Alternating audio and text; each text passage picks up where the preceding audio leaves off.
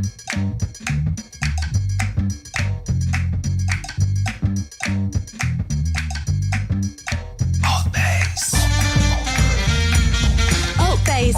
ALTBAYS. ALTBAYS.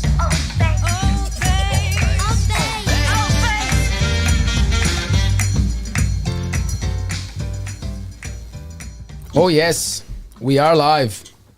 ALTBAYS Show brought to you by ALTBAYS.nz. Yes, we are a media support company. So if you need a hand to increase the quality of your online content, you get in touch. You let us know, ALTBAYS.nz. We've been running this show for 12 weeks. We are on show number 40, which is pretty good. Is it my phone, Brett, or yours? Yeah, I've thrown mine on Sorry. the ground.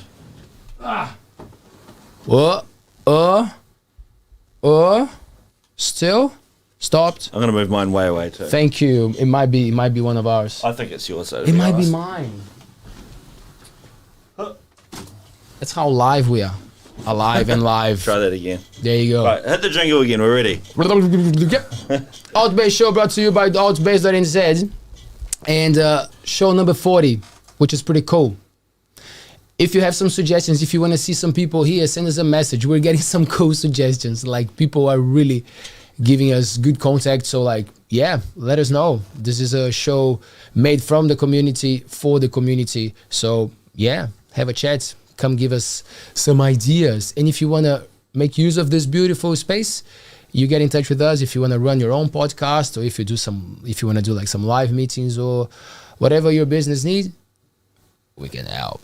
That's what we're here for. Hi, Brett. Hello. How are you, man? I'm good, thank you. How are you? Yeah, I'm good. You are? Yeah. I'm glad. Friday's a good day, isn't it? Yeah. Yeah. Friday afternoon. Yeah. Friday afternoon is a good day. How are the kids going? Blah, straight into it. They're good, thank you for asking. Yeah. Yeah. Mother's Day on Sunday? It is, yes. Yeah. Yeah, don't ask me what we're doing. Really? Oh, no, actually, I take it back. We're going out for dinner. I forgot. Okay. Yeah. Like the whole family? Yeah. I thought the mum would Except for me. I'm not going because I'm not the mother. That's what I was thinking. Stay Like, home and play PlayStation. one of those two things. Or they leave you at home, or they leave the mum at home to have a night off. Nah. That's what it should be, eh? Like, you should Well. leave the mum behind and take the kids away. Yes. Like, Happy Mother's Day. Have a rest. Yeah. Like, yeah, exactly. Like, did you offer that? Mother's Day, like, she should go away for the weekend, you know, without the children, and like be like, I can have. That's what I want for Father's Day. You know, I want to sleep in, not be woke up at 5:30. So people should stop saying, don't give me a present. No, I'm good. They should start saying, just go. Just disappear for a day. That would be good. I love how Chloe's like, yeah. Tonight with her, here with us, we have Chloe Watts. How are you, Chloe? Good, thank you. I wanted to jump in this conversation. That's why I introduced you right now. Yeah. I could feel you like, What are your plans for Mother's Day? I don't know. It's not up to me. Do you still have the memory book from your mom, or has she still got it? Yeah. Yes. I've got it. She gave it to me. Must have been my 21st, maybe. Yeah. But Right. it's in storage. But yeah. Was that the inspiration? Yes. So it was when You can say no if it wasn't. No. It was when I had my daughter, my eldest daughter. I was on maternity leave, and I was looking for a baby book for her. And I don't know, like lots of parents of your first child, you don't really know, like you have no idea what their personality is going to be like. And I guess the more kids you have, the more you realize that you never know with any of your kids what their personality is going to be like. And so I was looking around at all these baby books, and I thought they were so specific. They were either like too neat for kids, like to represent childhood and babyhood, or they were really like they were pink, or they were blue, or they had like trucks for boys and flowers for girls. So, and I was just like, well, I don't know who my daughter's going to grow up to be. Is she going to be like a kid who loves like riding bikes and fire engines and fishing and all of these things that would otherwise be like that might be male traits. Yeah, stereotype. Or yeah. And so, or would she be like super feminine and floaty, or would she be a mixture of the of the two of the things. Yeah. Fantastic, yes. And so that was the idea behind the original baby book, was to try and just give us the flexibility to, I don't know, to represent that as she grew up. And I guess the thing that I've learned as they grow up is that it changes all the time what they're into. Yeah. That's gold. They're quite big. I like that. So is there an idea behind it of like you is it meant to last for years? I'm just going to start showing some of them to the camera as we go. We'll show different ones and we'll talk about how cool the design and everything is. But like how does it work? Like, of course, it feels like the family should decide that. But the way that you designed, what's the thing? Like, how long is it meant to last? Can you fill it up in a week if you have enough pictures and stuff? Yeah. So I guess it depends how old your kids are. But you can do. That's a school book that you've got in your hands there. So that covers 7 years of schooling, and we've tried to make it really flexible because the majority of our customers are in Australia. And throughout the Australian states, there's different grades, and it's different in New Zealand as well. So we've tried to make it really flexible, so no matter what your schooling system, you can kind of fill it in. So that will cover the first 7 years of school, and then you get another one for the next 7 years if you want. But yeah. So ideally, you'd fill it out as you go, though. Yeah. Although I kind of get a bit busy with mine and fall back on doing my own kids' ones, but backdating them can be really fun as well because you kind of get really. I'll take that off. It could be. Yeah. Cool. There we go. Thank you. But backdating them can be really fun as well because then, I don't know, it's kind of nice to look back on their baby photos and kind of reflect. You can apply the characteristics that you know about them as an adult back to their their toddler years and their babyhood, all of that. Yeah. Yeah. So were you able to get to make this product and then have it made in time for any of your children when they were born?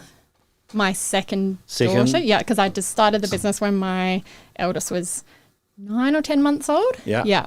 So you're able, for your second daughter, you're able to have like one of your do the own whole thing. products and be like, okay, I'm setting it out now. Yeah. Ignore him. Oh, that's really cool because that's like the fruit of your labours for yourself. That's really awesome. Yeah. Oh yeah. So you've got some other ones here that I really like the look of, and the one was that day planner. Can you pass that big thick one? Which one? This one here? Yeah, they are. Well, pass it to yourself. That's all right. Yeah, I can show it while you talk You're a about good it. cameraman. That one there is one I loved, and I've noticed they've become super popular at the warehouse at the moment. That's our only bookshop really. Apart from the Paper Plus, whatever. But I only go to the warehouse. But they've become really popular at the moment. They've got quite a few different styles, but that one there is awesome because it's a whole. I sound like I'm selling it now, Yeah. But it's go ahead. No, because I checked on the front and it says that it's for the whole year, and I was like, oh, this is for the whole year. Yeah. Quite often it's like 6 months or 3 months or 4 or something like that, And I was like, oh, that's actually really good to have that, because man, is there some disorganized children and adults for that matter. Yeah. I was actually looking at them for myself. Yeah. I actually bought. What? No, don't worry about that. Actually, You can take that one home. Ignore what I said. Yeah, there you go. Yes, you score. Chloe, do you write? Do you do like some journaling? Like, do you take notes? How is your creative process? Like, what's? So Because I can see you draw amazingly well. Yeah. That's a beautiful thing. But are you also into the writing? The way that I fill out my kids' ones is, my husband and I, because it's really hard to keep track of all the funny things that your kids do. You kind of like, you might laugh about it and then 3 weeks later they would have done something else and, so you just forget it. So we have notes in our phone where we basically either, if we're texting it to each other, so we'll be like, oh, Rosie did this and it was so funny. I'll just copy that text message, put it under a date in my notes so that, even 3 years later, I can just look back on that note and be like, oh yeah, I'll just write that down. That's a good idea. Yeah. So that's how I kind of keep track. And then when I fill them out, it's usually dot points. But some of our customers have like the most amazing kind of, like they just write the most amazing stories and they add in little bits of paper and That's so cool because I was listening to I think it was on RNZ, I don't remember now, but the guy was saying like how we're losing some of that, the thing with writing and keeping something written, because like sometimes we take it for granted, but like those WhatsApp, those messages on Messenger or like sometimes you read them back and you were like, wow, that was beautiful. Like we were really engaging on the conversation here. Like, is this gonna get lost? What's happening to this? You know, like, because like some people might say, oh, letters and sound weird, but like there was so much beauty in writing something to someone, Yeah. Like, and we still do it, but like, what are we gonna do with it? Well, a lot of my customers, so we have this amazing Facebook community. I think it's got almost 14,000 members of like customers with our books, and they come up with like the coolest ideas on how to document stuff like that. So a bunch of people have done, you know, like you'll do your like pregnancy announcement or your birth announcement on Facebook or whatever. Yeah. And they'll take screenshots of all the comments of that and then print them out and put that in their book so that they've got a record of it. Because it's like, that is, for us, that's the, you know, that's the way you're kind of like announcing it or being like public about it, and it's all digital. So then how do you then keep that and record it and have it in a place that you can easily flick to if you want to look at it? Right. Yeah. So there's a discipline.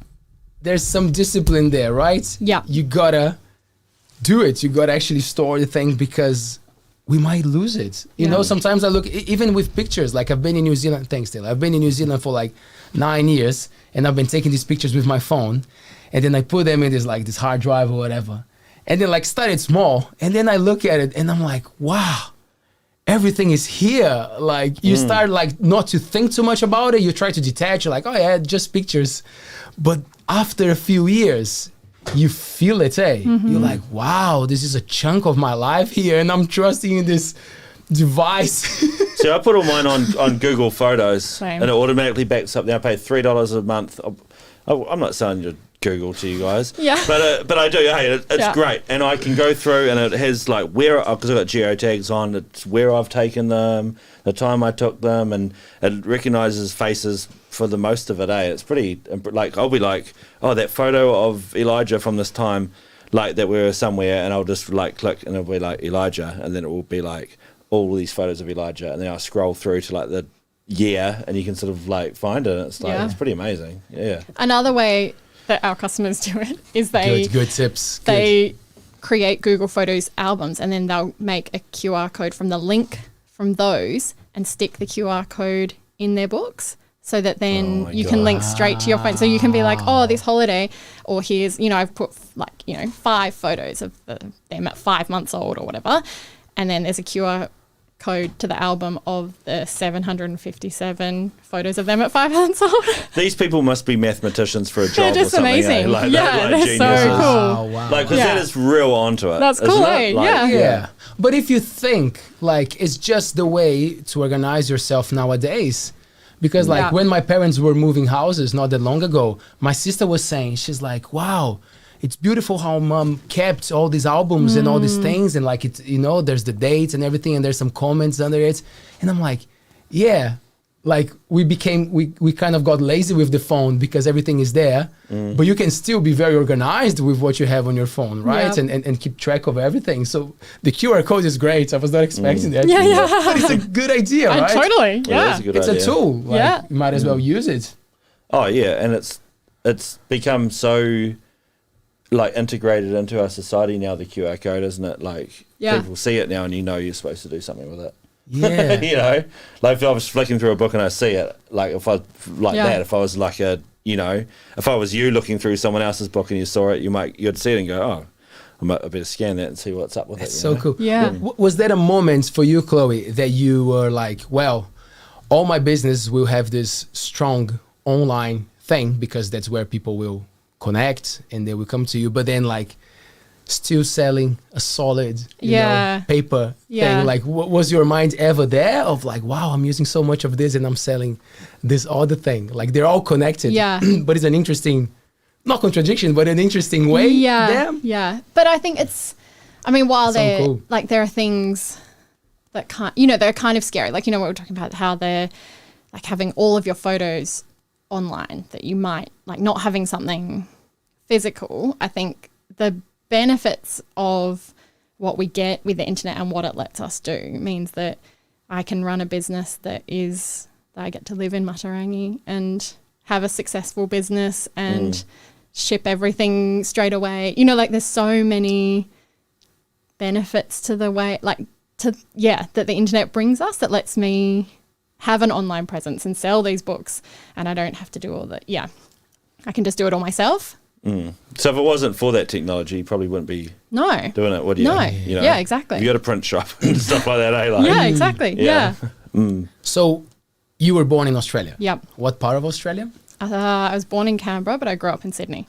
Right. Yeah. And when did you make the move to Whitianga?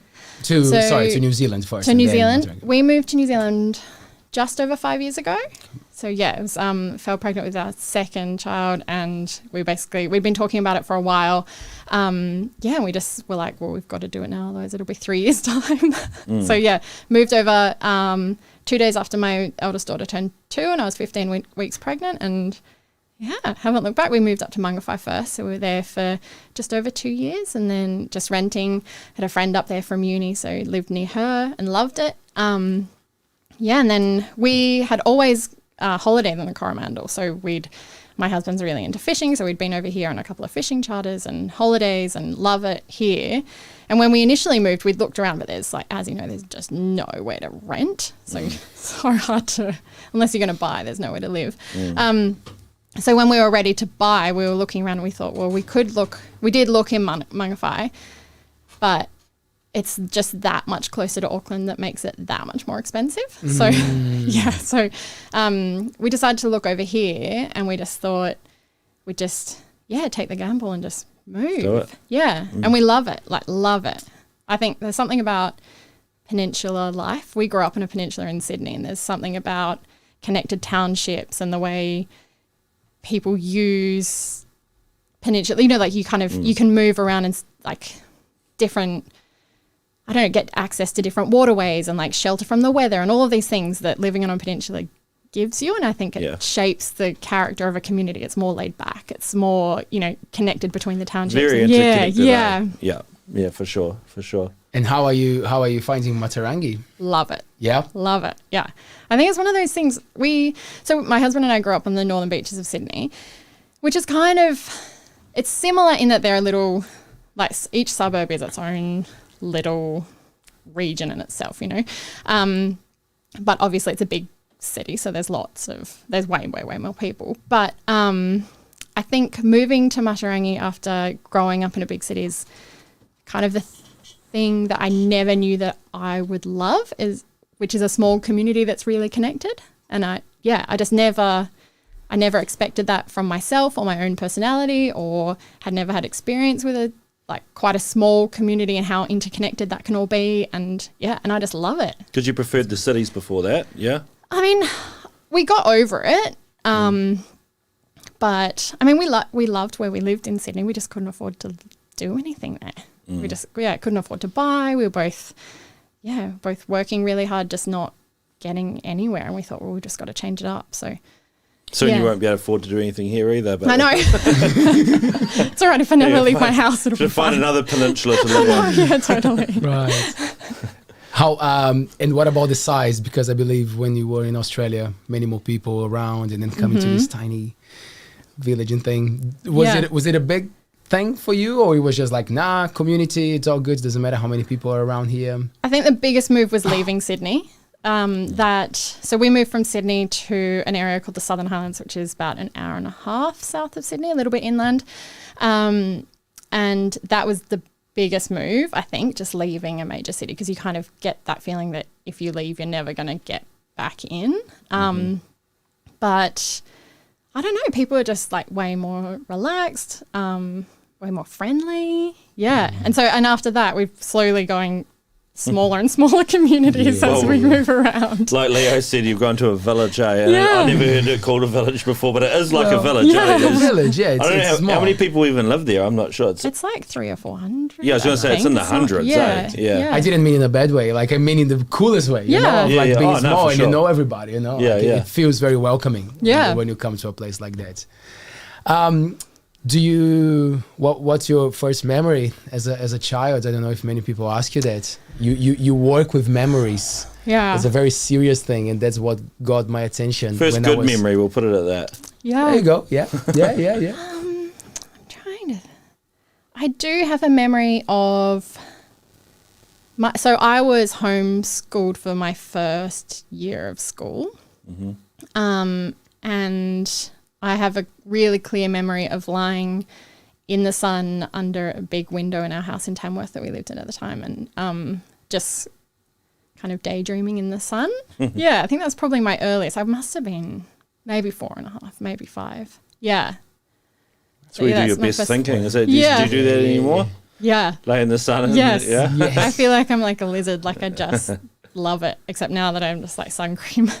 But so good. But it's so good. Yeah. Of course. We have this thing sometimes of forgetting how important it is, like to go bare feet on the soil to get some sun. You know, like so that's something beautiful that the Coromandel provides. You know, like I won't say that you're forced into it, but like it's much more accessible.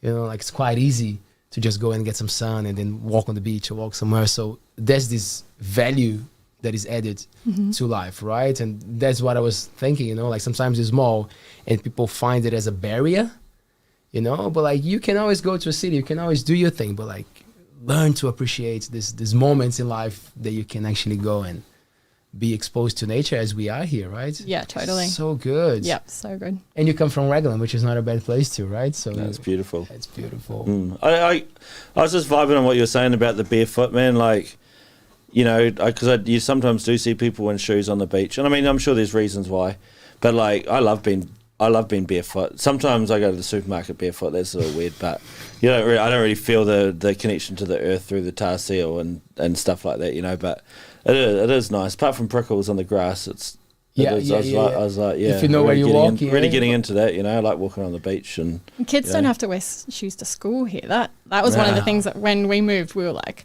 why do their children not have shoes on? Yeah, it's like, why? Because in Australia, you would have to. Oh, that's because everything's trying to kill you. Yeah, exactly. Right? Yeah, exactly. Well, bite your foot. Like there are areas where you have to, but that's the beauty of it, right? Yeah. So most of the primary children, they don't have to worry. So that's my son cool didn't thing. wear shoes to school for like the longest time.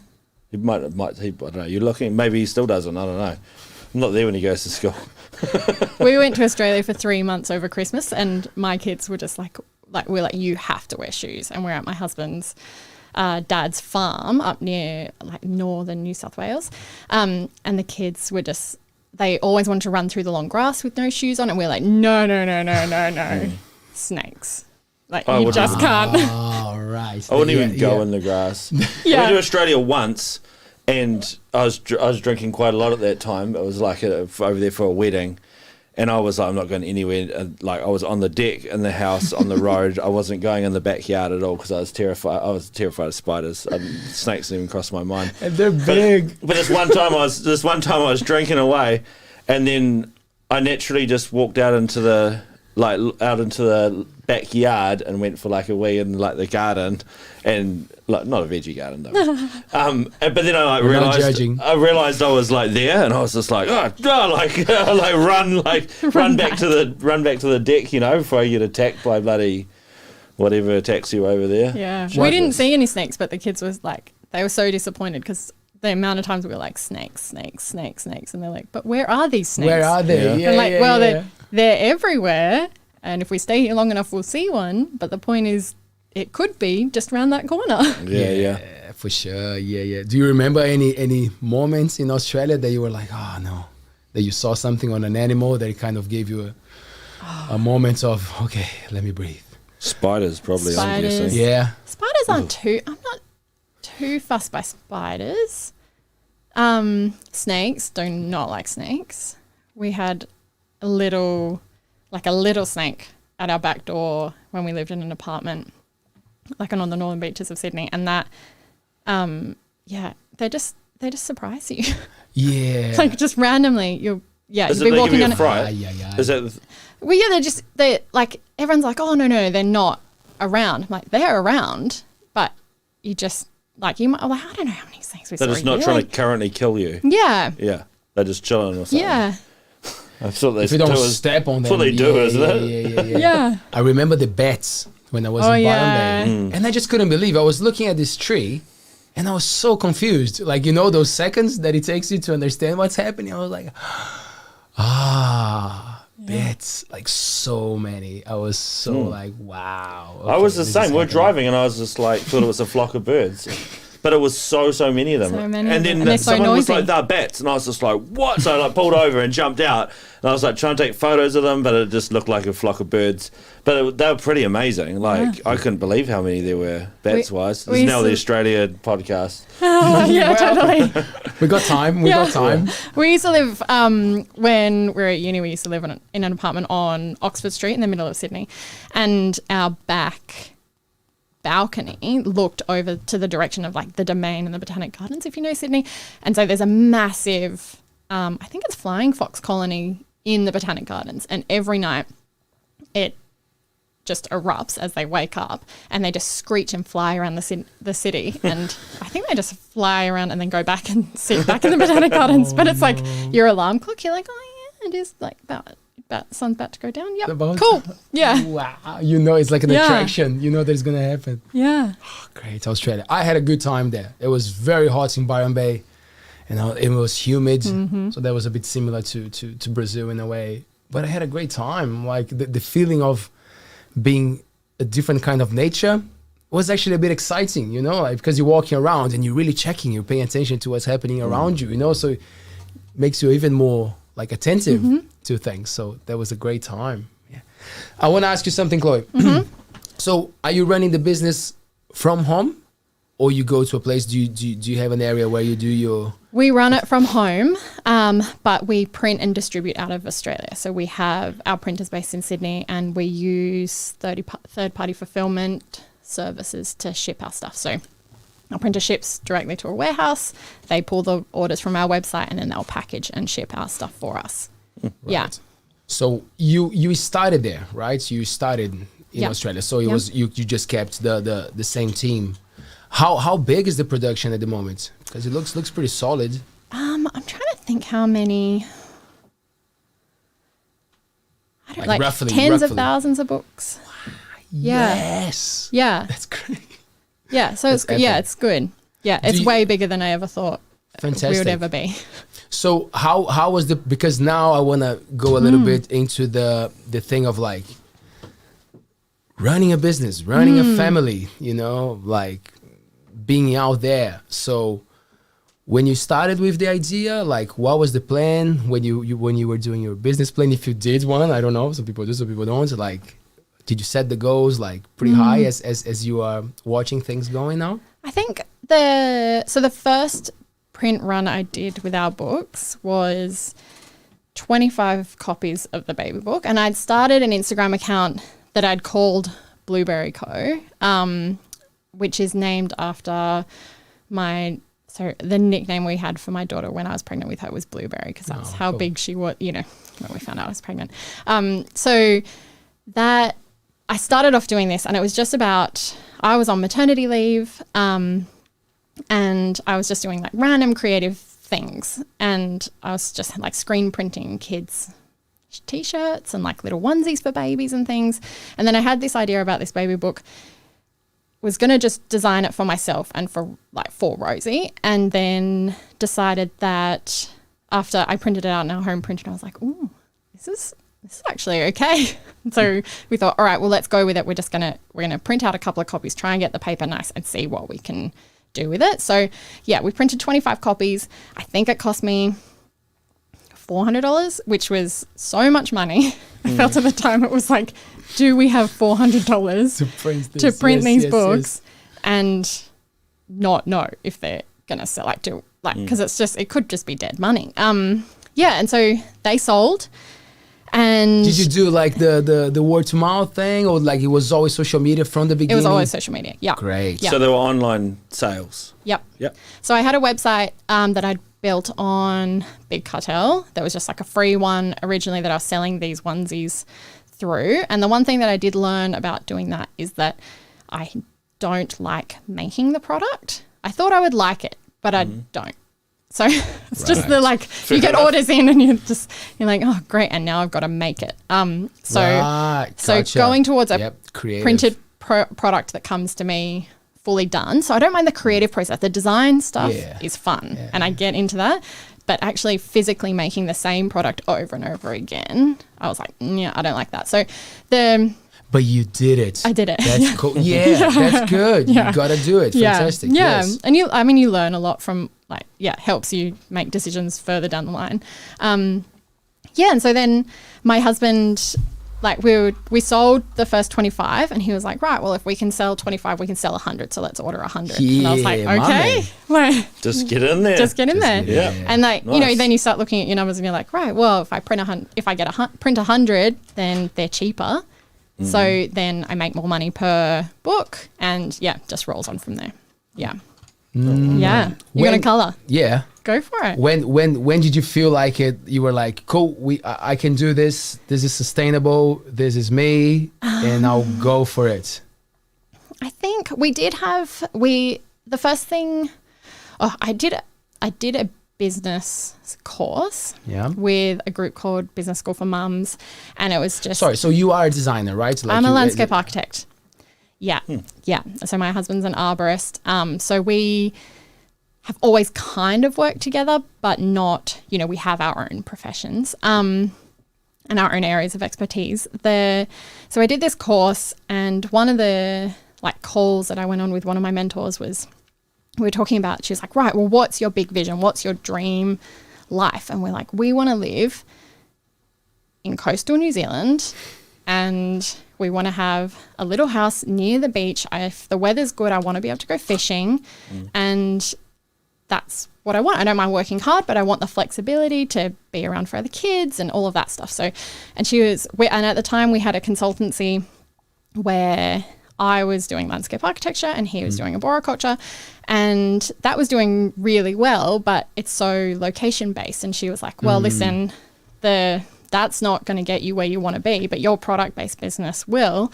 And so then we just kind of switched focus. We're like, right, well, we're going to wind that down as we're able to, because, we're making good money doing that, and shift our focus to the product-based business, knowing that we can scale it and then potentially earn way more than we ever could in our own profession, just because in a service-based business, you've only got so many hours and, all of that. Yeah, so that's kind of how it progressed. And then I think maybe a year into when we launched, my husband came on board and started doing packing, started doing the finances, bookkeeping, all of that sort of stuff. So he started taking over a lot of the logistics. Were you always good with your mindset? Like during that process of because it's a big thing, I'm putting a lot of coins in my creative ability, you gotta I'm be able to pay the mortgage and put food on the table. I'm an artist. I think about that all the time. Is this this is beautiful and it's my life, and I wish the world was easier so more people creative could have a better life. So did you have that moments of reflecting and talking to yourself? How was that? And I think we were really lucky in a lot of ways that at the time we were living with my mother-in-law, so we'd left Sydney, we moved into her house with her because she has a big house, and we had Rosie, and because we were living with Sally, that had given us the financial freedom to kind of take a few more risks. So in amongst all of that, there were times where we just had no money. We took on any job. We were Dave was out doing landscaping jobs for people, mowing lawns. We were I was like, well, I could pack shelves. Well, that'll be fine. It's just whatever. We just do whatever we need to do to get through. It doesn't matter. And then also, and eventually I started getting some landscape architecture jobs for referred through people, and so we kind of got more money underneath us. But there were times where we were just who wants to pay us cash to do stuff? Do you still do that? Any landscape architecture? Because that sounds like a pretty cool job. It's really cool. I do a little bit. I've done a plan for, we're trying to raise money for Te Rarenga School to get a pump track. Cool. So I've done, I just pulled together just a really rough plan. But visual communication is my in my skill set. So yeah, that. But yeah, I haven't done a lot of it since we moved here. Actually, the month that we moved to New Zealand, I finished up my last big landscape architecture job. Yeah, and I basically turned down the second stage of it because I was like, right, well, we're making enough money on this. Yeah, yeah. How long did you do that for? Let me see, 10 years. Oh yeah. Yeah. Because it's sort of similar in style to, from what I see on TV, like that whole like black outline, like outline drawing, and then you colour in the little the trees and the little path or something like that. You know what I mean? And it's sort of totally. I don't know if it's inspired by it, but it's sort of very similar in style. And I was always the kid that was like all of my notebooks are filled with doodles. So I'm not great at like the like realistic drawing. Like if you ask me to like draw a person, I can't do that. But I can do little doodles that represent hipster things. Santa. Yeah, I know. Hipster Santa. Wait. No, sorry to interrupt. You're great I can do drawing people. cartoony kind of things. Carry on. I'm going to find the hipster Santa. But yeah, definitely like the skills that I learned in that. So using the Adobe suite to do layouts. I was just about to ask, what do you use to do that? You draw with like a tablet and a stylus, whatever you call it, like, you know, and a palette tablet, is that what they call it? Yeah, iPad Pro I've got. Oh, yeah. So you can draw straight onto it. Yeah. Is that the one? Yeah. Yeah. So I still hand draw everything first, just because I feel like when you're roughing things out, you just get a better result. If I tried to do that on the iPad, it's just, I don't know, something about it's like how there's no like friction against with the stylus and the like. And I've got one of those like screen covers that's meant to make it feel like paper, but it's just not the same. It's something about holding a pencil and just having like the drag of it across the paper, like you just get a better result. So usually I'll do a bunch of sketches and then I'll take a photo of that and I will essentially trace it with the iPad and the stylus, turn them into vectors, and then they go into my library to then pull together. Yeah. Fantastic. And then you go into like what, Illustrator, yeah? Illustrator, yep. And then to do each one of the the illustration layouts, and then it pulls into InDesign to do the book, pull the book all together, and then send off to my printer. That's cool. Right. So just so the kids out there can you know. Yeah. Because like not trying to create competition for you, you know, but I mean like they might have their own ideas. There's some school kids or something that might like to just make a page and print it off at school off the school printer and colour it in, you know. And totally. I remember when one of the kids one time we got this printer from PB Tech or something, this like black and white it doesn't matter what type of printer it was. But I was able to find some stuff online and print it off so that they could colour it in. And then all of a sudden it was like the world was enormous. Like they were like, oh, well, can you find this? And can you find that? Like, because otherwise they were restricted to what they could draw or what you could buy like in a book, you know. And all of a sudden there was a whole Google Images safe search that you could do to like find things to like colour in. And I think it's good to get the kids. We're trying to encourage. We've been trying to encourage our son. He does it at school, but to use like the Adobe products and stuff like that, so that he can do those sorts of things in the future. You know, totally. And get familiar with the programs that could turn into a job one day. Maybe. Yeah. Like, I mean, we have. We also have a colouring in club, which is digital colouring in sheets as PDFs, basically for which we started in. Must have been April 2020. So as the world collapsed, we were like, oh my God, we need another revenue stream. So we'll create a membership. So good move. We did that. And so every month we release 3 new colouring in sheets, and that's, that's cool. and it's all pretty much the same process, but it's all delivered online. So and there's heaps of they print it off at home. They print it off at home, in. or download it and colour it in on their tablet. Yeah. Oh, that's cool. That's a good idea. Yeah. Because what got in the way for you guys was shipping things, I guess. Yeah, during the pandemic. The beginning of 2020, I think it's just everyone just got nervous, and so sales just stopped. And then all of a sudden, everyone went into lockdown and sales went through the roof. I bet. What are we going to do? Yeah. Patience, it pays off. Yeah. Did you see that coming? though, or you had a No. moment of like, oh, No. coloring club. But we've kind of been through the motions, I think. Yeah, I know. Freak out.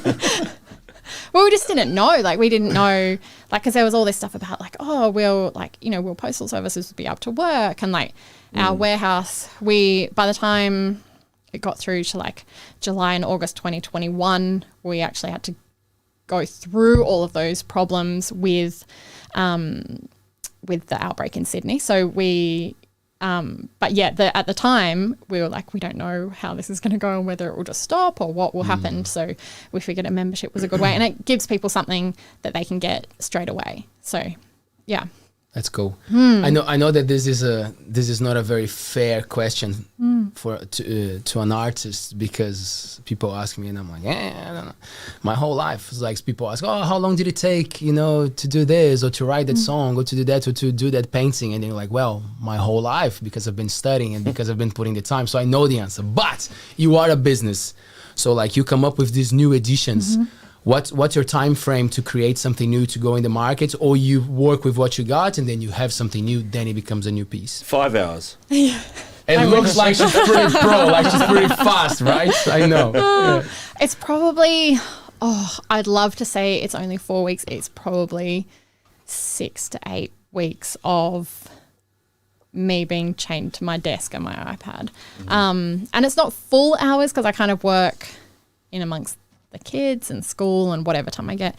But yeah, for a completely new one where I have to do all of the illustrations, it just takes, it's probably 4 to 6 weeks. And then I'll send my files off to our printer. Our printer's based in Australia, and it'll take them 3 weeks to turn it around.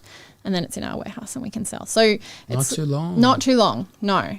And I think that's one of the biggest reasons why we continue to print in Australia, is that we run small runs, and we just are constantly running small runs that top up our warehouse rather than So you got a ordering warehouse over in Aussie, certainly. Yeah, so so as part of we contract out a third party fulfillment service. So basically they have a ginormous warehouse. So they stock it for they you. stock Yes, it. Yeah. yes. Yeah, So yeah. There's 200 brands there. We have a couple of pallets Yeah. there.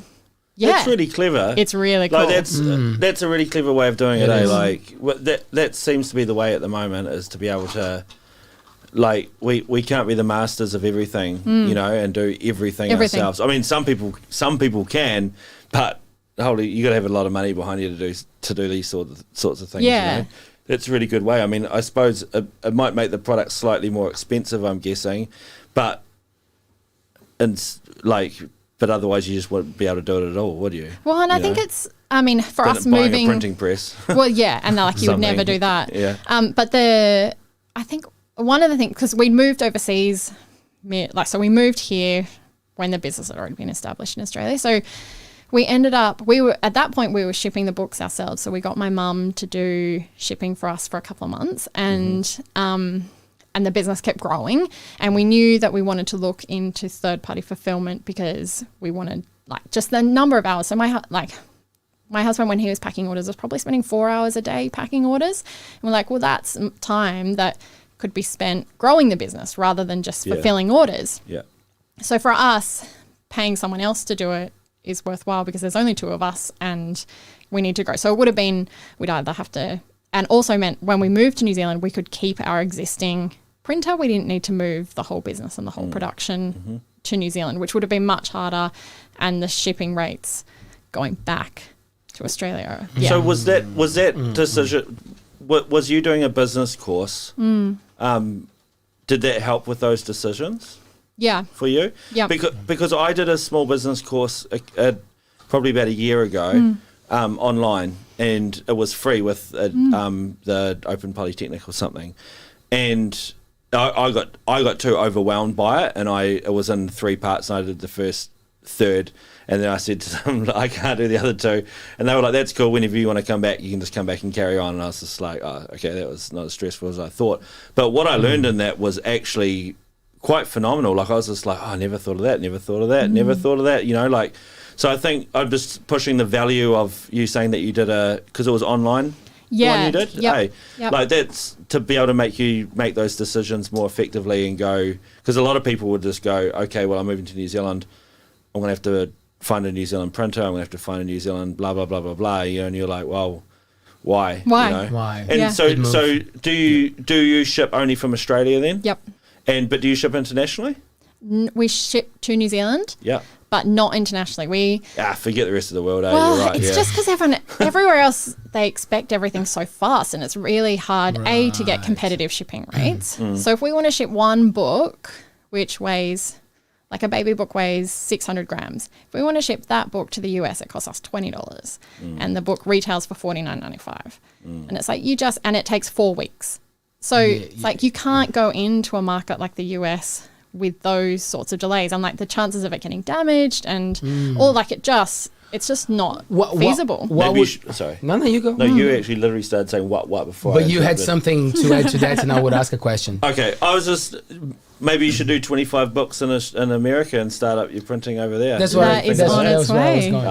Maybe that's why I interrupted. I knew we were on the same question. That is on its way. So I think awesome. one of the biggest things that we've learnt, I think we could have stayed in Australia and we could have just been comfortable with what we had. But we just thought, well, why the hell not? And we'll just move here and we'll make it work.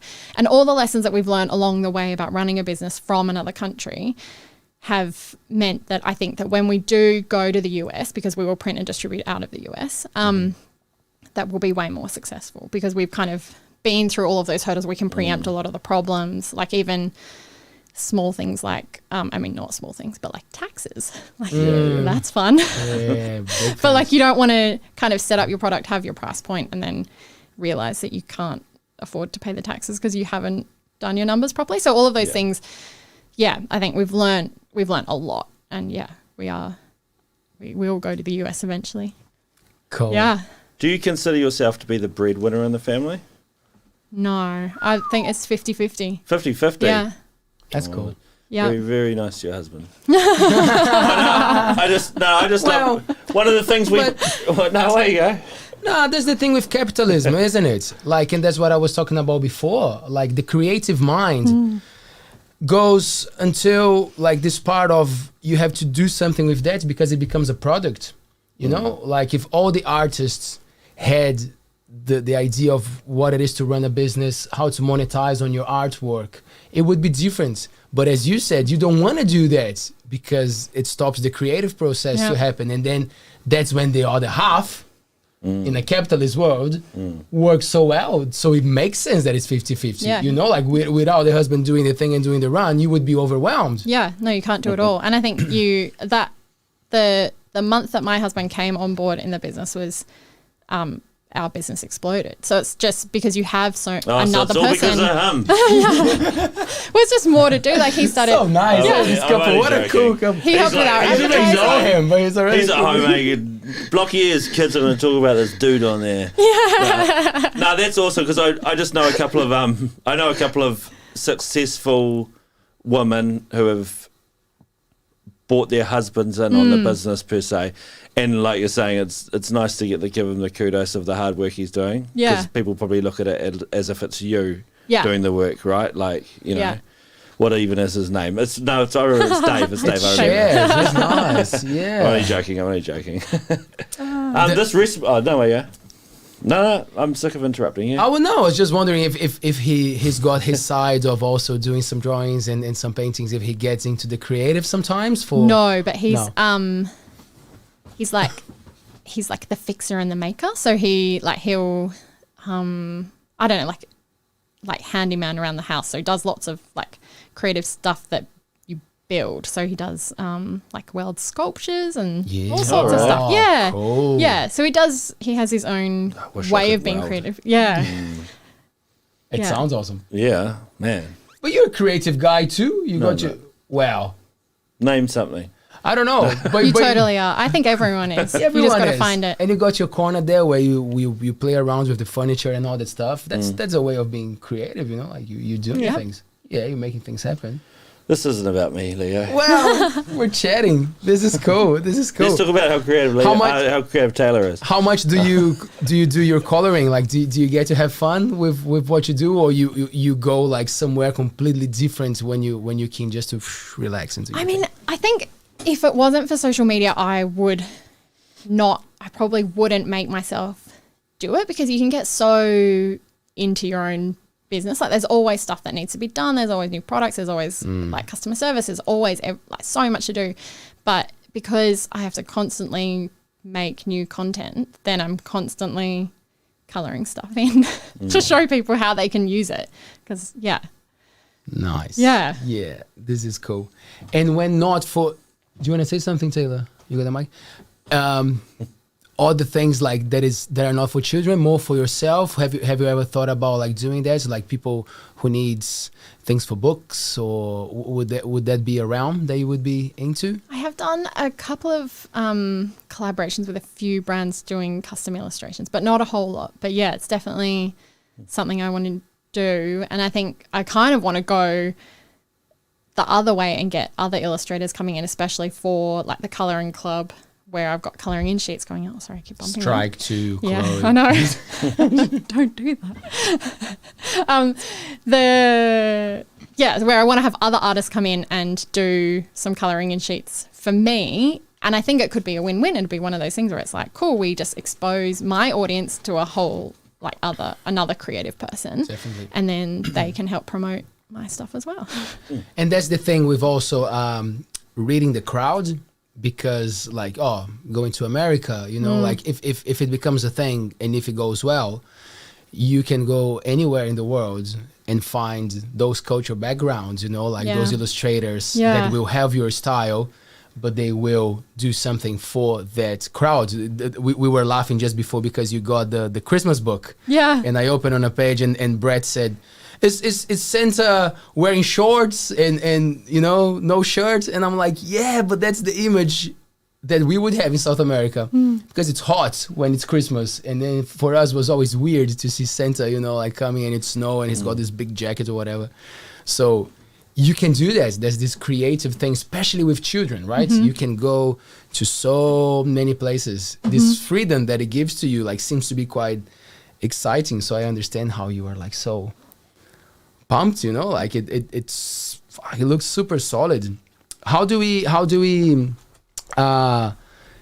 get to like see, because on your website can we actually see the books, the content, or you have some we have videos, thumbnails and videos of various pages, not all of them, but yeah, we try and give a good representation of what you're going to get in it. Yeah. You don't want to show the whole book though. Yeah. You leave something for the imagination that I can't print off at home, Yeah. I'm just thinking for our listeners who cannot see the books. Because I want to talk about a couple of the books, because I feel like I'm on what's like the I'm having fun here. That network channel, like what's it, the breakfast show where they bring people in, but like we're talking before off air about this recipe one that Leo's colouring in, literally this book here. And I was saying how it's awesome. So that's not a recipe book with recipes in it already. That's a recipe book that you would write your own recipes in. Yeah. Which is cool, because I was just giving the story about my mum and her recipe book, and like if my siblings are watching, which they're probably not, but like they would know the one I'm talking about. Like it's got all the good old recipes in there, and that's something that you've made there, which is pretty, I think, is awesome. You can write your family recipes, and I think it's even called the Family Recipe Book, isn't it? Yes. Yeah, our family recipe book. So we've got, in that book, I guess, like we were talking about, it's all about memories. So that for books like that, where it could be purely just space to put in recipes, at the front we've got a little space where you can kind of write down there your family recipes, and then there's a little note on the side where it's like why this recipe is important to me, and that's spots for that for example your grandmother's recipes, or ones that you might not use day to day, but you've got photos of you as a child cooking with her, or those little things where so many memories are formed around food. So so there's a space for that, and there's another page for like heirloom recipes, again the ones that you might not use all the time, or but there's space for that, and then there's space for your own family recipes, or just stuff that you do all the time. I'm a better cook than you. Are you a good cook, Chloe? My husband is a really good cook. Man, he sounds amazing. I know, I'll right? just talk him up. God damn It's it. funny because you guys didn't all hear this, but before we started, basically Leo and Taylor decided that they need a husband like you've got, right? Yeah. Totally. To do all the work around here, and if he can cook too, then all the better. Oh man, I know. to take ALTBAYS to the stars. So you're not you're not. Well, you didn't say that you're a bad cook. You just said that he is good. So you actually an didn't okay answer cook. my question. I'm an Because I was okay wondering why you left it blank. I was like, maybe she's not a good cook. So she's like, well, you guys put the recipe there. But I think there's a huge difference, right, between a recipe book and a book that you write recipes. You write your Yeah. You know what I mean? Like, a cookbook. Yeah. And a recipe Yep. book, I suppose you could call them. Like, that's a big difference. Like, I've got one at home, and I've got a box of books from a guy online, and one of them was the yoga cookbook, Nice. which I had to. I had to laugh a little bit. I'm like, what is yoga food? But like, there's a big difference between that and this. You know what I mean? Where it's like, oh, these are actually things you have tried and loved. You don't just write a recipe in that you haven't Tried. tried and gone, oh, this is great. I'm going to add it to my book so that my bloody kids can make it when I'm old. Do you do yoga? Are you into yoga? Because now I'm thinking about the yoga food. I have I'll give you the book if been you in want. the past. I'm really into Yeah. surfing at the moment. Hey. Yeah. Cool. Where's the spots? Masharangi, I don't surf Masharangi. anything big. I only just started before Christmas. So I'm very baby waves. I fall off a lot. Are you just going and giving it a go, or you got someone to give you some? Got some someone. Yep. So we did lessons. So a bunch of mums started a group chat, and then we got one of the other local mums, Fleur, who runs Coromandel Surf, to come and give us a lesson. So we did 6 weeks of lessons every Saturday morning. We rocked up. There's maybe 8 of us. And Fleur taught us how to surf. That's cool. So so now we've got this ginormous group chat, which we kind of just anytime anyone's going out or they think the surf's good, we just pop a photo and a note in there, and then whoever's free meets you at the beach and we go surfing. Yeah. That's awesome. It's so much fun. There's a lot of that community stuff that happens. Hey, like Yeah. I was watching one on Footy Chit Chat or something like that, and it was about a bunch of swimmers, and they the ocean swimmers, and they go out from like Kuatunu and stuff, Yep. and Matarangi and up to like Whangapā, and I was just like, or from what I was reading anyway from memory, and I was just like, that's so awesome, because like, how else do you find people? Like, Yeah. the only other way you'd be able to find that, if it wasn't for like the internet, would be to actually like, there's a guy out there swimming. Do I can wait I for come him to with you? come in, or do I swim out to him and talk to him? Like, like, I mean, eventually you'd find all each other, but someone was like, oh, I'm on holiday down from Auckland, I'll pop out for an ocean swim with you, and I'm just like, wow, like, No, it's so cool. those groups are so amazing. Yeah. Yeah. What is the relationship with social media and devices at home? It is hard to manage the usage for me. The kids not so much. It's Good the honesty. Yeah. It's just it's really like when you earn your money through it, and people you're on Instagram and Facebook and TikTok all the time, and the only like the more you're on there, the more you're on there, the better community you build. And so you just kind of have to be present all the time. But it's not easy. It's just you're always juggling. Brett was right. You were very honest the way that you said it. Do you feel like at least when you're there, you're doing the work, or it's easy for you to kind of like, oh, have a look at those other pages? Are you missing your phone right now? No. Ah, good. It is nice going on holidays where you've got no reception, because you're just like, right, well, there's no choice. Because otherwise it's just, you feel like you are obliged to check it all the time. I don't know. I do get distracted, but also there's value in figuring out what is out there and what is working at the moment. So it's constantly evolving.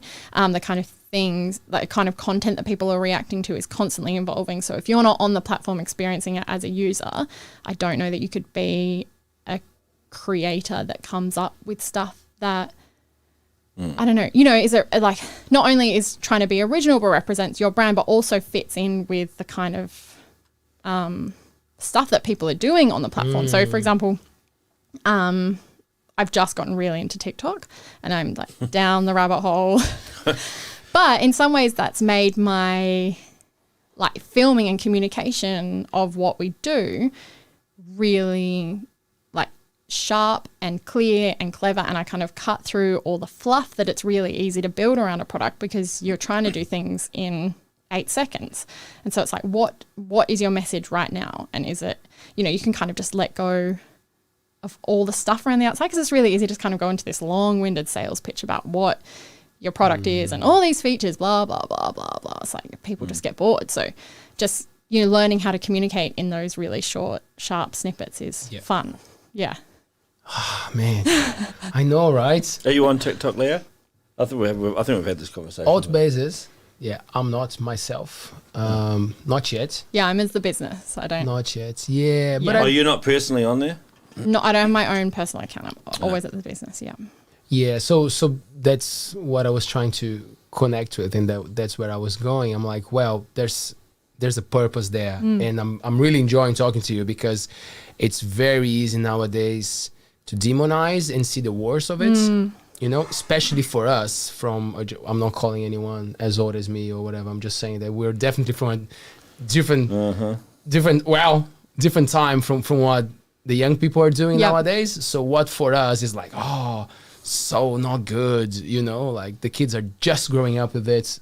They don't know any better. That's what it is. And if we can find the beauty in it, like you're running a business, you're looking for creative stuff, you're watching what other artists are doing, there's no harm in that. Apart from the exposure to blue lights, if you can manage that well, then you don't spend too much time. You can turn a blue light filter on. I know, right? It helps, right? But you know what I mean. It's just not getting caught up with spending too much time. But that would be with any form of work anyway. Yeah. Right? Or anything, eh? Like I seen this funny meme and it was like, I would talked about the same thing with like TV, when TV came out and people were just like, and we've always joked about it, like the box and your eyes will go square.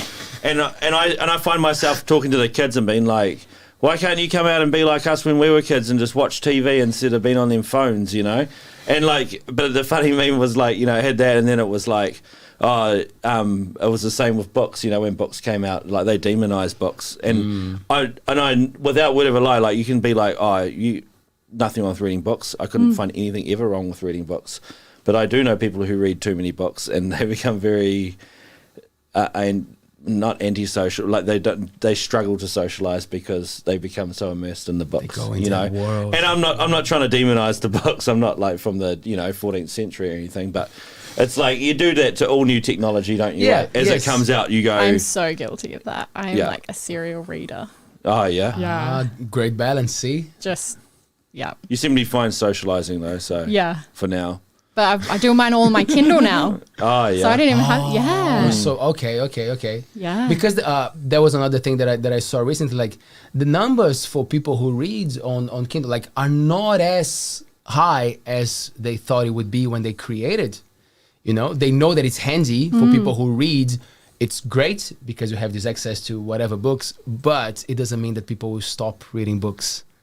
No. Right? Like the physical copy and the paper, and there's so much charm and beauty in that. But it's cool that what do you read usually? Do you go everywhere? This is embarrassing. Yes! I am like full on into romance novels. They're just like that's not embarrassing. It's kind of embarrassing. It is kind of embarrassing. They're just, I don't know, it's like super easy stories. Like full on escapism, just like they're usually quite short. They've got kind of predictable storylines. It's not anything too intense. Like it's just, As a romance novel, like if you had to put it to like a movie equivalent, would that be like a rom-com kind of thing? Or would it be more even like worse. I'm not worse than that, but like even more romantic than More romantic like and more Marley- sex. like It's Marley and me. Just, Oh. Yeah. Right. The fun part. Yeah. Yeah, there's It's just some like- action. I don't know. And like I try and read. I used to get really into I don't know. I mean, I've always kind of been into Stephen like King. I get into like like big fantasy series, or like I've read Game of Thrones. I've read like I read a lot. But yeah, I don't know. I just like the escapism of it, and it's easy to.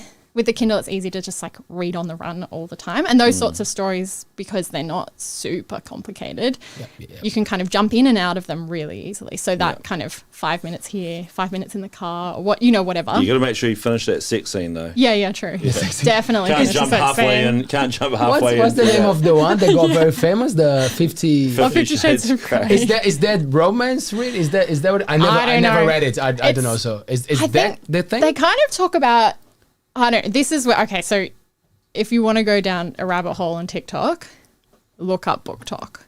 Oh wow. And the algorithm will just like it, I feed like it. you Yeah. stuff. Yeah, so that's just like Book Talk. yeah. But there's no coming back. There's no coming back. Remember, You will never come back out of it. Yeah, no, it's just, I don't know. I love it. Total That's cool. escapism. Well, I refuse to use a Kindle because I don't have one. But I'm already into audiobooks. That's like the next big Yeah. thing, is the audiobooks. They're like, man, they make it easy to read a book. You know what I'm saying? Either that or the scroll, one of the two. What questions we got? Oh, is it okay if we go for that? Just some comments and then some You're in cool charge. question here. You asked. Angie says, love this idea. So cool. So that's good. That's beautiful. It is. It is, Angie. You are right. And then we have a comment and a cool question. So Robo said, it's pretty cool to see people being successful doing what they love. Well done, Chloe. I can definitely see you guys from ALTBAYS Show going in the same way. Yeah. Success to all of you. Thanks for the show. Man, thank you. There's no show without the audience. So half. And then Danny says, Danny Doom. He says, hello, Chloe. That's a good question. In your opinion, what are the 3 most important habits to be a successful online entrepreneur? Boom. Habits.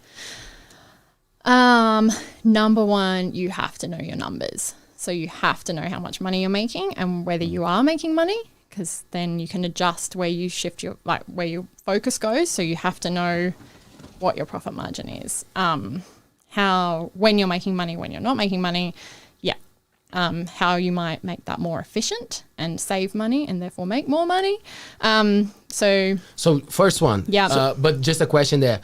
When you started, did you have that mentality of like, there's an investment period and now I don't know when it's going to come back? Or from the beginning, when you put those $400 in, you were already like, I need to get this money back by this time? Was that business mentality from the beginning, or you were kind of like giving it time? We're flexible. And we kind of put money into the business as we've needed to and pulled money out as we've needed to. Cool. Because, Okay.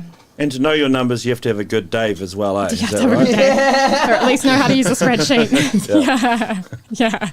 Cool. So that was the first one. Yeah. Habits. Let me see. It's hard to think of a habit that I have. Be flexible. That's not a habit, but you do need to be flexible because you kind of need to go where your customers are telling you. And I guess the third thing would be, leading on from that, would be listen to your customers. So one of the things that we did when I launched our first product, monochrome was really in as like colorway. So everything was black and white. The kids' clothes were all black and white. Like it was just everywhere. And I had designed the book with the idea that you would color it in. But monochrome was so popular that I kind of was just testing out different customer messages for the baby book.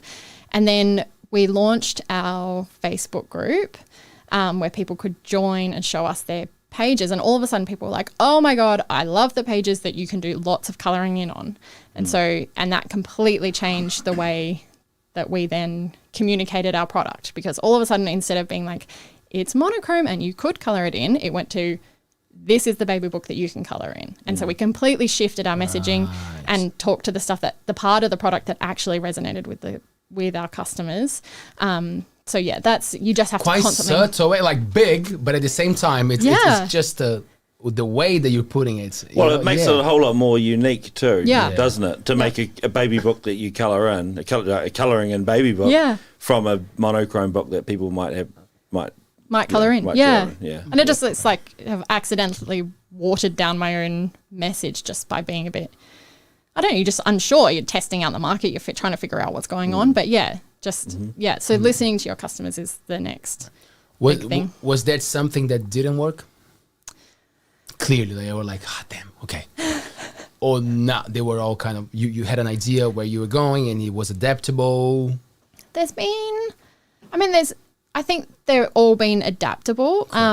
We have had our Easter book, we had an amazing launch for when we first launched it. That was in 2019. And the following 2 years were not as great with the Easter book. And so we're now going through the process of kind of looking at all the books that we have and just looking at their numbers and thinking, is it worthwhile stocking this anymore? We've still got, at any point, we can press go and print some more. But the Christmas ones was very successful. Christmas one goes bonkers every year. So people prefer seeing Jesus born, not dead. Now we know. yeah, there we go. Sorry, just a joke. Carry on. So I think it's just, I don't know, it's just about so we're at the point where we're kind of looking at our numbers, again on the numbers, trying to figure out how much it costs us to store all the stock, how much money we're making, how often we sell it, whether it's worthwhile, and then taking that money that we use to store stock or the space in our warehouse or whatever, would that be better spent on a different product? Do you have a favorite one? I know that is a hard question, right? Everyone I do, the new one is my favorite. Yeah? Which one is the newest? The latest. recipe book. Yeah? Yeah. Yeah, I'm enjoying this And one. it's fun. And it's like a bit more, I don't know, more characters and yeah. I like you've got one there called is it Adventures with Dad? Yeah. Is it this? Where is it, that one? This one here. Yeah, that was I quite like that too, Dad. because it's you might not realise it, although you probably do realise it. But I think that encourages dads to spend time with their children. You know what I mean? Yep. Because you'd look at it and just go, oh, wow, I'm an awesome dad, aren't I? I've only been able to do 2 pages. But if you're Great. you know what I mean? You better be like, oh, I've got to fill this up so that, and trying to make yourself feel like you're a better dad obviously will help out with the children, you know. Do you know that I designed it for dads to fill out? Guess who fills it out? The mums. Yep. Every time. Yeah. Although I do often. He's done his part, that's why. Now he's every walking. once in a while I get. So we've got almost 14,000 members in our Facebook group. We probably have 5 men. And those 5 men, so we've got the questions that you get on when you join is why do you want to join this group? Abide by group rules, whatever. And lots of the 5 men have all put, why do you want to join this group? My wife told me I need to join this group to fill out my book. Great. Yeah, get some ideas. Yeah. Nice. That is fun. How many people did you say in the Facebook page? That's pretty solid. The Facebook group's almost 14,000. Wow. Yeah. And even more on Instagram, right? So our Instagram's 30,000 and our Facebook page is 38. Yeah. Do you get people sending you pictures and letters and things oh, look at what we've done? Yeah, of course. And that's the point of the Facebook group, is to give them a place where they can share it. So you can share, at the moment we've got this massive thread going where someone has figured out how to do watercolor effects with your marker. So you basically get I saw in one of them when I was flicking through, there was some watercolor. Yeah, so that's really where nice. I tested it out. Yeah. Yeah. And so she'd done this page and then she shared a photo of it. That went crazy. So then she filmed a video of her doing it so she could tell everyone how, the whole process, what you need to watch out for or whatever. Yeah. And then I watched that and I was like, well, I'm going to give this a go. Yeah. Fantastic. We got one more question here. as I was, people seem to be interested in the business part of it. How successful you are. Chloe, could you say what? Oh, sorry, it's George Smith. Chloe, could you say what online marketing techniques do you use? I've been trying to put my business online for years without success. Sorry to hear, George. I hope this show helps you, man. Let me see. So we run Facebook ads and Instagram ads, and we also run Google ads. We're just starting out in TikTok. We are on Pinterest running paid ads. It's just all about testing. You just have to keep test. And then when you nail it, you keep testing because it'll change. So, right. Yeah, it's just all about testing, and you just have to be prepared to put money into it, see how it goes. If it doesn't work, tweak it, put money into it, see how it goes. Yeah. When you say like the Google ads and Facebook ads and Instagram, is the trickiest part the region and where you're going? Because you kind of know women, there's going to be women, there's going to be the age kind of. So what is the most challenging bit? Is finding the regions? Oh, no, I think, finding new audiences is challenging, and getting those to then convert at an efficient rate that means you're making money is challenging. This is Dave's section because he runs all of our Facebook ads. But he is always telling me that I think it's constant. Facebook and Instagram are constantly changing. And so at the moment, it's a real challenge to get efficient marketing through Facebook and Instagram because of the iOS changes. Right. Yeah. So for anyone who doesn't know, Apple released an update, iOS 14, I think, which basically gives you a choice when you're opening an app, whether that app can then use your data to recommend things to you. So from a small business perspective, it makes our ads a lot less efficient because we can't then for example, if someone goes to our website and looks at a product, we used to be able to then put that product in front of them and say, hey, you clicked all the way through all of these pages, you went all the way down our funnel and you ended up here. So you look like you're really interested and you just left. So we're going to chuck a couple more ads in your feed. And if you click again, then maybe it's just because you got distracted or whatever. And that has become a whole lot more difficult to do. Yeah. So do you think that happened because maybe the big companies were using that too much and just kind of like, or it's just the access to information that people were not enjoying to find out? Because we've been clicking accepting all for a long time, right? But maybe people took time to read now. I mean, there's a whole lot of, there's a whole school of thought about whether this is just a move by Apple to kind of avoid antitrust laws in the US. So all the big players are trying to move around and avoid laws that would then force them to not be so big, I guess. And so Apple is kind of stepping ahead of the game and saying, hey, we're limiting people's use of other businesses' use of your data. Look at us, we're so great. We're protecting your data. And Facebook is just kind of bearing the brunt of that for the moment.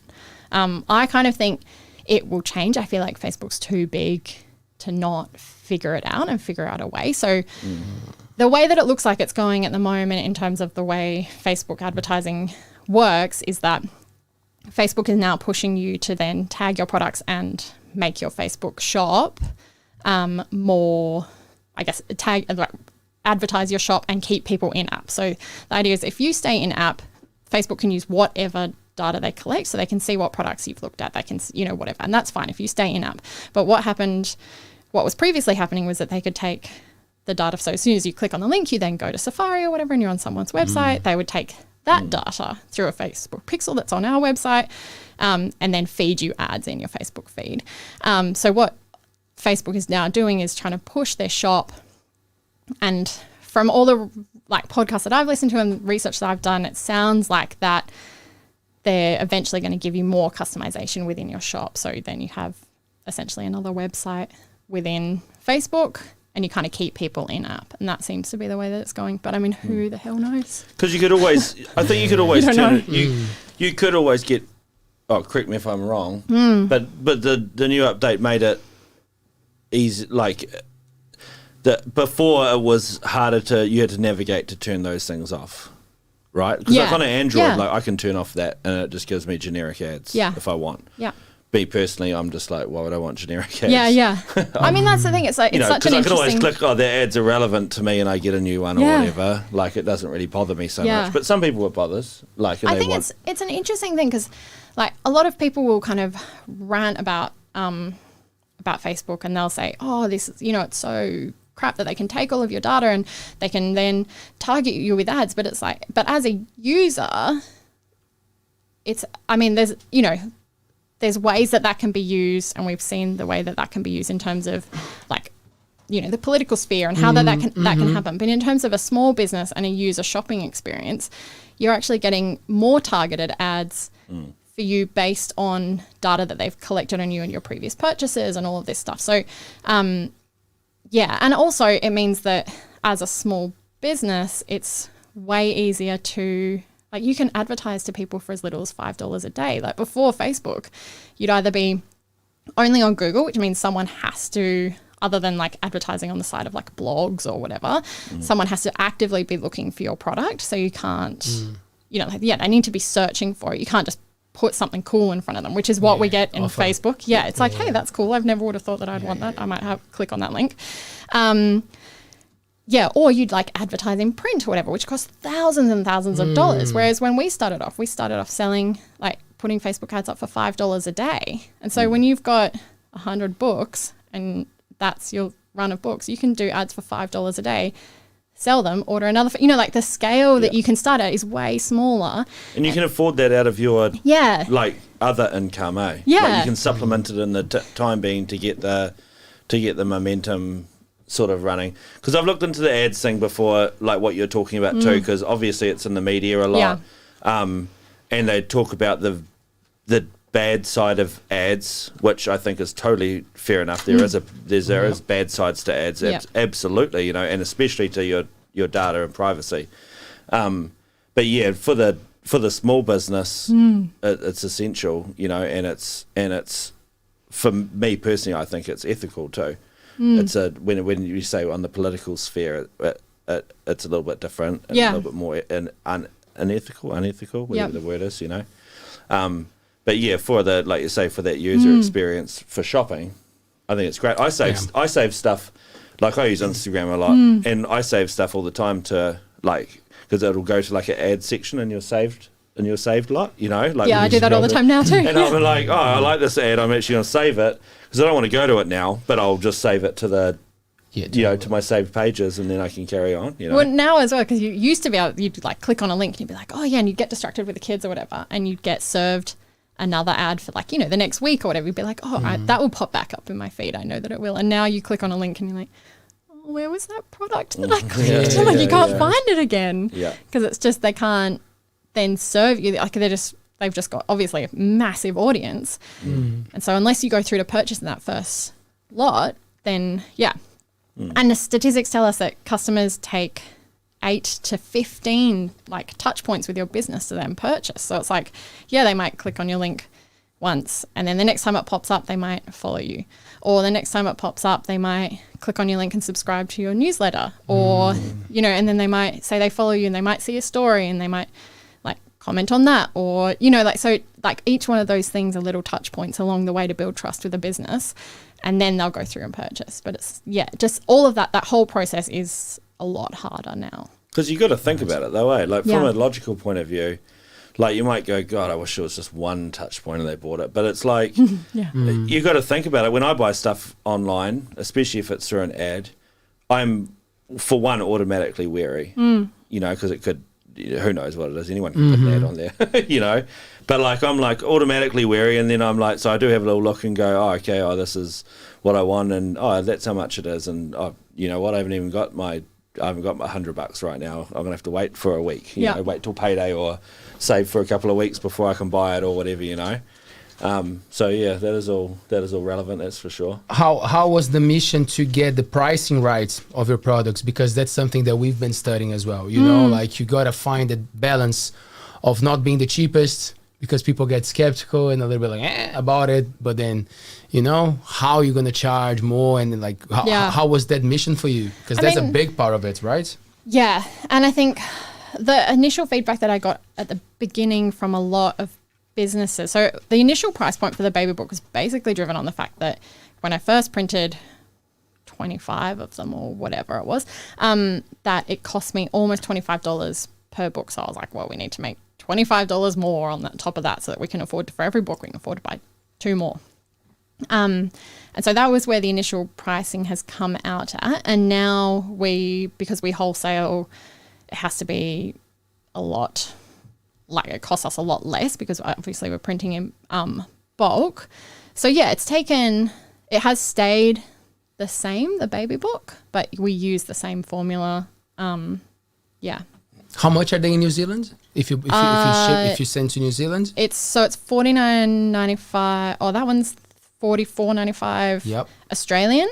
So because our website charges in Australian dollars. Right. And then $8 shipping to New Zealand. Yeah. Yeah, that's solid. Yeah. That's a good price for what it is, for the memory that it's going to be, because it's so interactive. That's the thing. You're going to have it, and you're going to keep the kids busy as well, and you're going to be busy. You're going to be having fun. So that's a whole package there that you're offering. Yeah, but I always think about the price thing, because I think, you know, if you're not a very good business person, you will always be like that, you know, like, oh, am I going for too much? Not enough. You know, am I going to cover everything that I have to cover and still make a profit, but still make people happy? Like, you've also got to realize as well that whatever you're doing, you need to make sure you can live off it. Totally. You know, like if you're investing all your time into it, you need to make sure you can survive also. Well, and that you just... I'm not saying that I'm not trying to justify, I don't think it's expensive at all.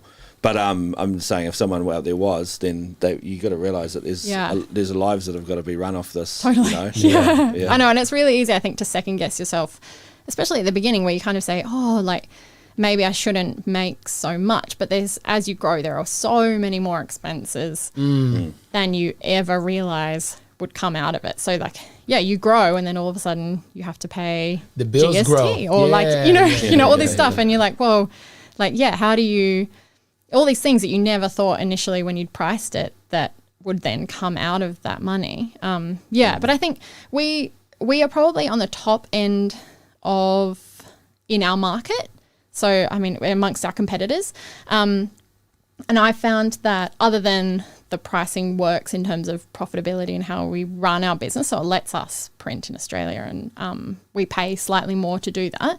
But one of the criticisms we got at the beginning was that people thought that it wasn't, because it was a flexible cover, that it shouldn't be priced so highly. And I think I'd kind of always fought against that, because functionally I really wanted it to be a flexible cover, because I think when you fill it with photos, I didn't want it to kind of like gape open at the end. So I always want it to be spiral bound so that you can lay it flat. Because if it's bound properly, you get that like ridge. Yeah.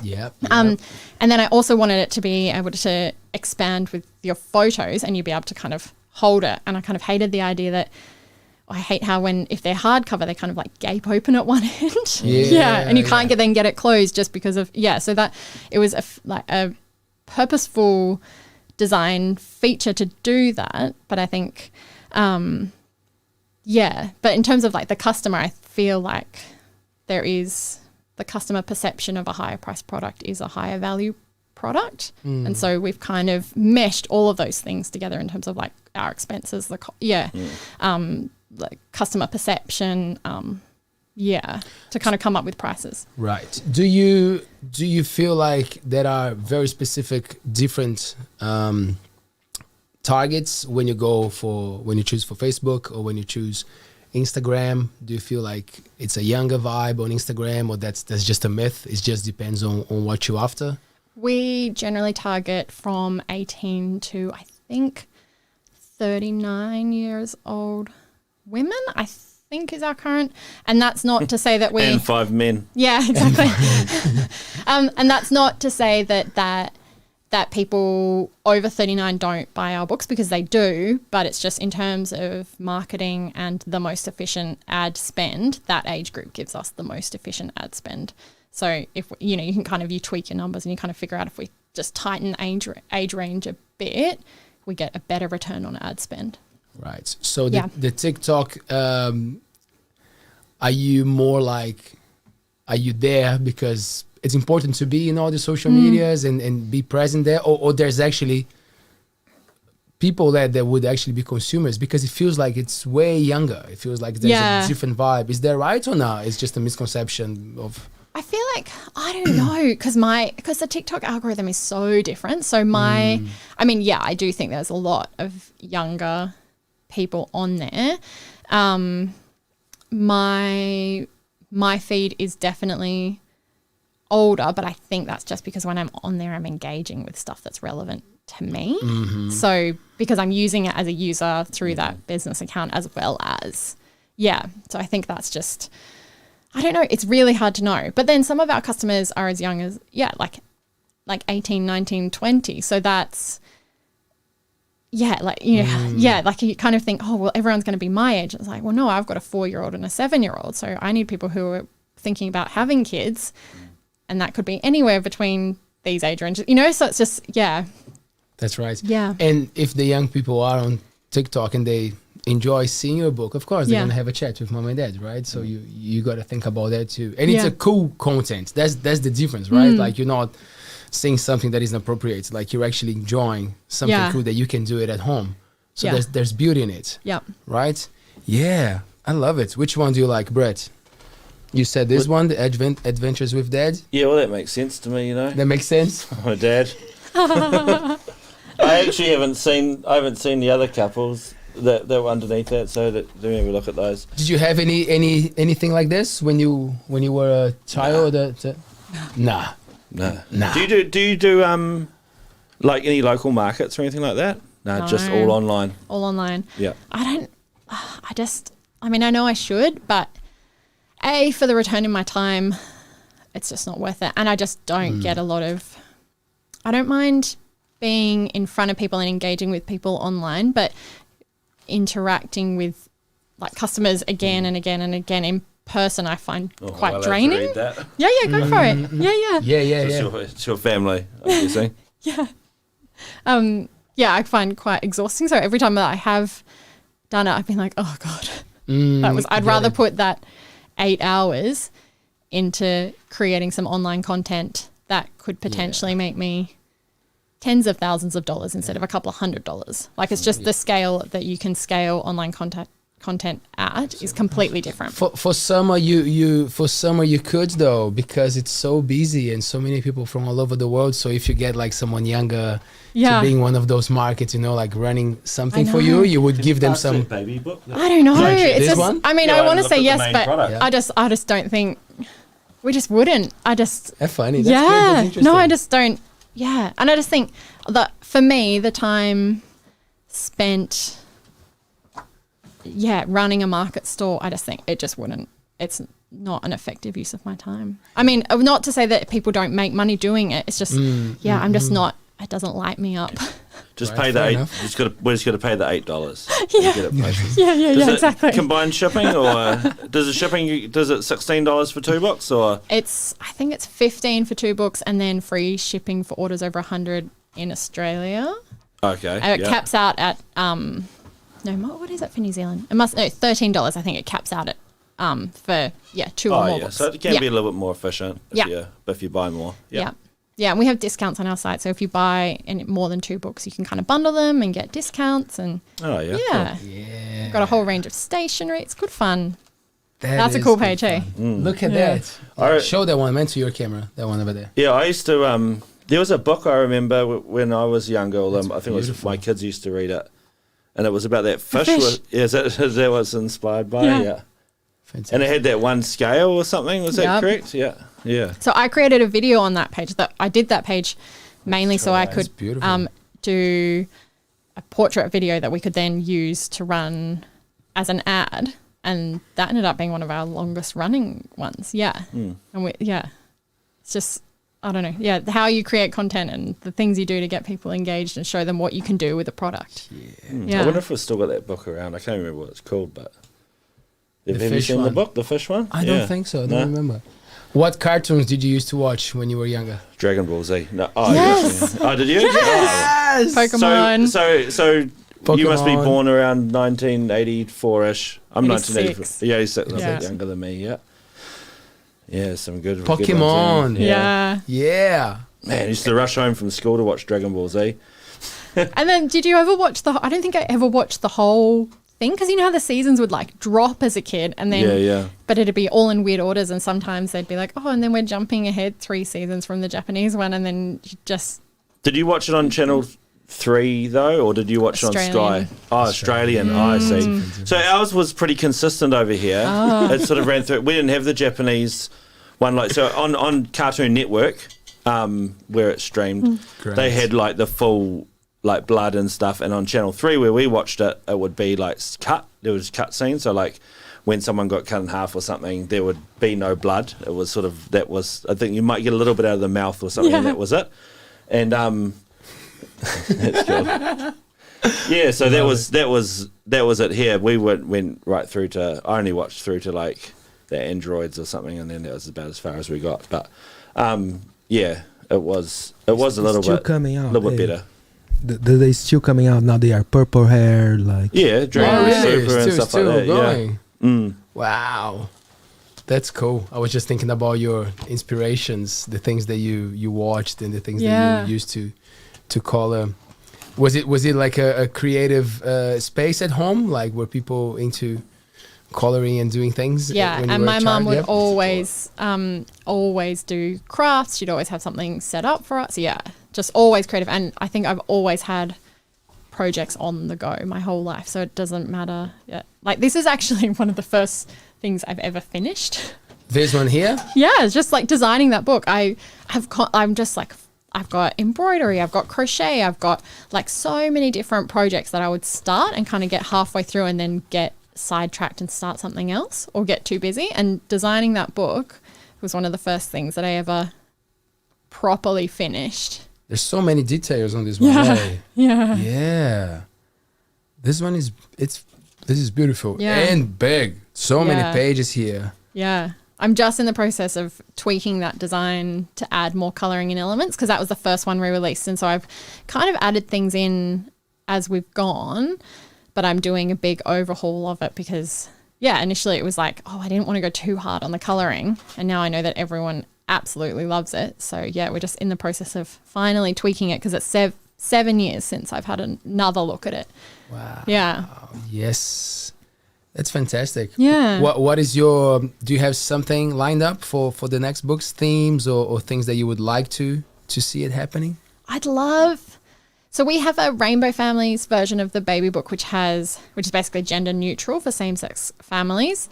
But one of the things I get requested all the time is a going solo one for mums who have had kids through IVF or donors or whatever, where they don't have a dad involved, and so they want to just they don't want that noted anywhere.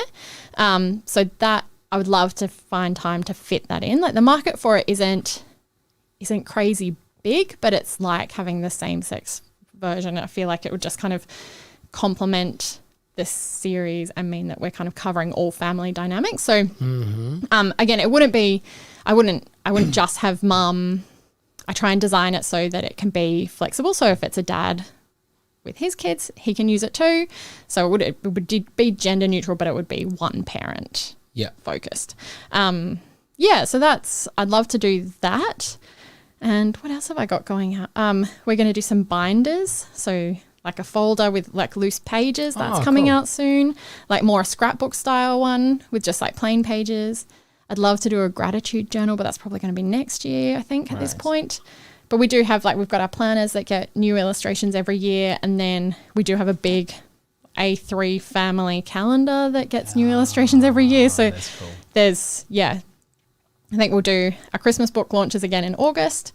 And then September will be all our planners. They launch again. So, Yeah, it's just go, Non-stop. constantly going. Yeah. That's good. But that's the thing, like once you establish that range of products, you know, like you can have more time to do new things, different things, right? Yeah. I think it sits there.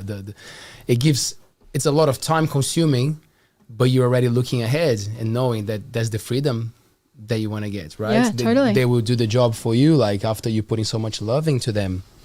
I really love and I appreciate what you're doing with the colors, like not setting up for boys and girls, whatever. What you she just said something interesting about maybe doing books like for solo moms, solo dads. You know, like so this care that you have seems to be like something that a lot of people would probably go for it and value, you know, like and it's subtle how you do it. I think that's the most important thing, because nowadays it's easy, like some people will call it progressive, but it's just normal, right? It should be the most normal, common thing. Totally. And I just fundamentally let it be, right? You know, like let the kids decide what's happening here, the colors they're gonna put, and how you're gonna interact with them. Yeah, it's your Do you let thing. the kids colour it in? No. No, yeah. God, no. So I think you have the wrong idea about this, mate. A little bit. Yeah. No? No. The adults colour it in. Little bit. You wouldn't call them. Have you Come seen on. a child? They go Come outside on. of the A lines, little Leo. bit here. Oh man, come on. You would have to interact in one of. Look at this beautiful blank page. No, you do not let your kids touch that. I get requests all the time from customers being like, can you release a book that I can let my kids touch? I'm like, that's what the colouring club's for. Well, you know, you go hard. Yeah. It is like that that's though, so eh? Like we've got, me and my wife got a friend who's a children's book author, and she's like, oh, here's like when we see her, she'll be like, oh, here's my latest book, you know, and she writes in the front of it and whatever, and then Andrew will be like, oh, well, we need to like get another one, like we'll buy one off you because this one's going to go on the shelf and then we'll give this one to the kids so that they can read it, you know, because it's like they'll wreck it. Yeah, you know? totally. But I would And this say- is an investment, eh? It's not a, not a something for the kids to muck around with. Well, When they're old enough to not rip pages. Yeah. Stu's boys.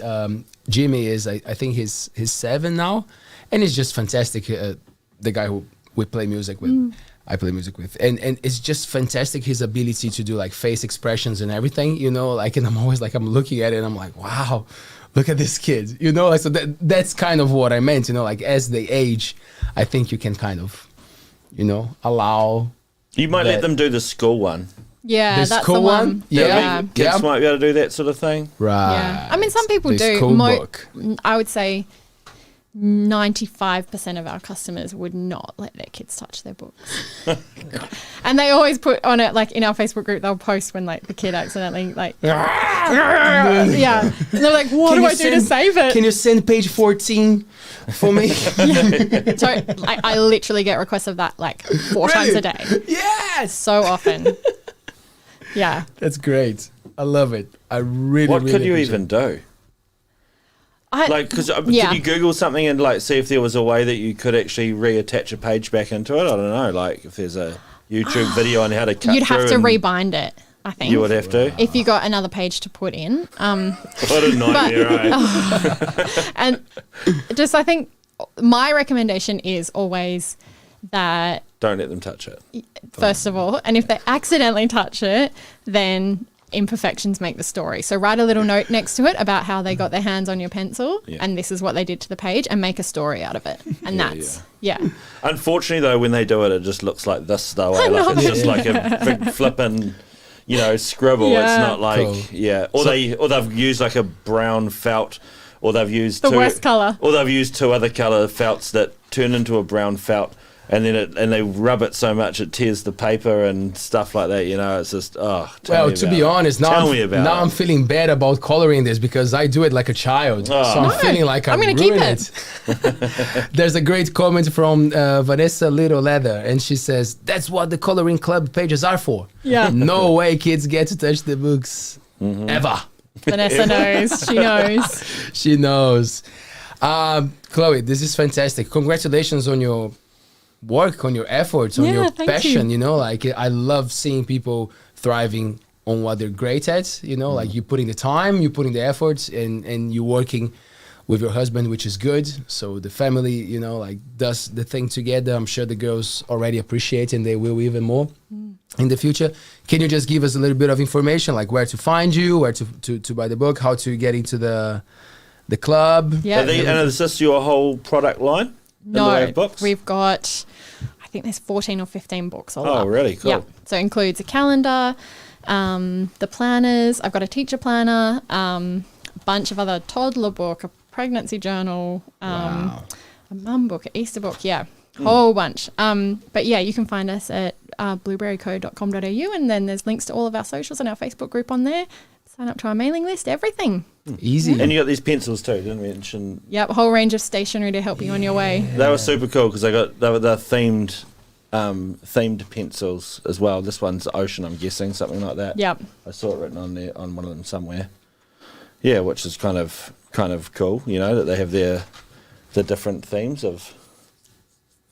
You have to buy them all that way. I bet you people do. But- Just Well, give me might the as whole well, lot. right? So many. You should Just see give my me the- stationery collection. It's- Really? Yeah. Yeah, my wife would love Next this level. here, and just for the what camera are we on, Taylor? You are on that one, man. You know, that's pretty cool. Thank you so much. You're so welcome. What a pleasure. That's cool. That's cool. Anything to wrap before we wrap it up, Mr. Soanes? No, that's great. Yeah, I'd no. like to ask where we find a husband like yours. Oh yeah, there you go. I don't know. Australia? Do you go to I Australia? nabbed him up very early. We got together when we were 15. So, How much spare time has he got?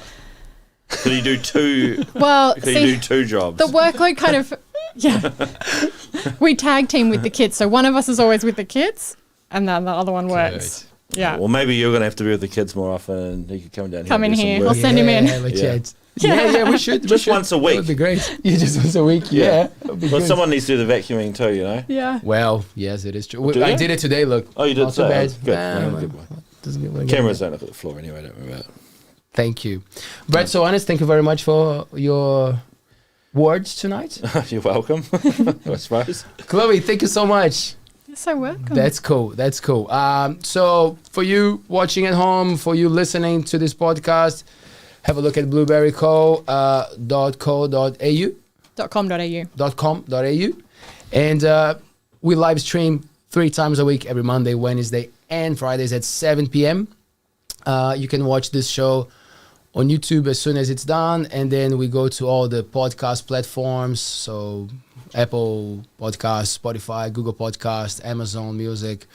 We're in all of them. You can find ALTBAYS in all the social medias as well. And if you go to our website, you can be redirected to all these beautiful platforms. Good week next week. Hey, we got some interesting people coming. Mr. Vegas Brown, legendary musician, artist, is coming on Monday. We have Casper on Wednesday. He's running the Monkey Theater. Interesting guy from New York City.